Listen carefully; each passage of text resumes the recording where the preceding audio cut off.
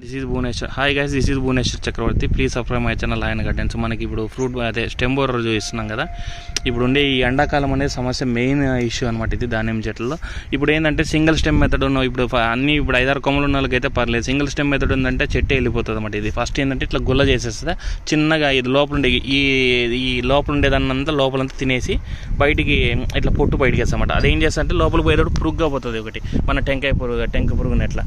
కానీ బయటకు వచ్చేటప్పుడు ఏమొస్తుంది అంటే రెక్కల పురుగు వస్తాయి. సో అవన్నీ గుడ్లు పెడుతుంది అన్నమాట. ఆ దశలో ఇది ఉంటుంది.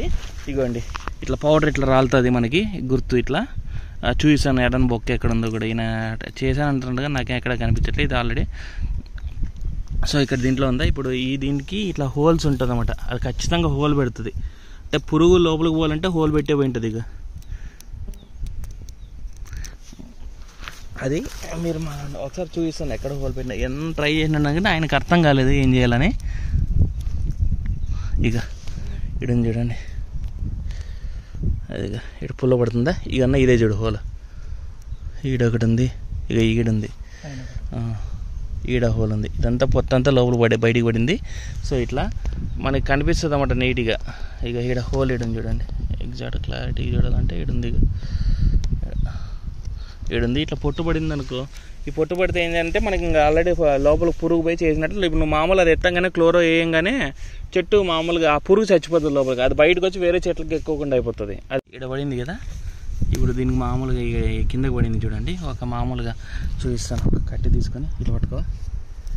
ఇదిగా ఈడ హోల్ ఉందా, ఇదిగోండి ఈడ కనపడుతుంది చూడండి హోల్.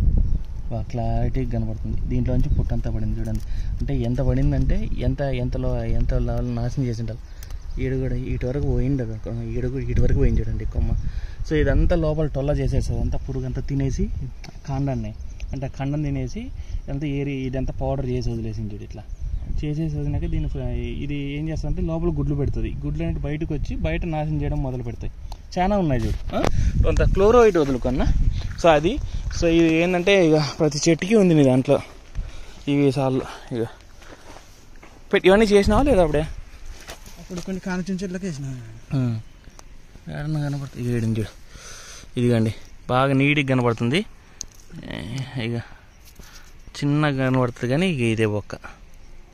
బాగా దానిమ్మ పుల్లు ఉంటేనే. ఇక ఇదిగోండి ఇది లోపలంతా టొల్ల అయిపోయింది చూడండి. లోపలంతా టొల్ల చేసేసినాయి చెట్లు. ఇక ఆ హోల్ కూడా కనపడుతుంది. ఇట్లా ఐడెంటిఫై చేసుకొని మీరు చెట్టుకు చూస్తే నిగా కనపడుతుంది. అది చేస్తే మీరు దాన్ని క్లోరో కానీ ఏదైనా ఒక ఇన్సెక్టిసైడ్ చెట్టుకు వదులుకుంటే ఈ ఎండాకాలం ఎక్కువ ఉంటుందన్న ఆడ.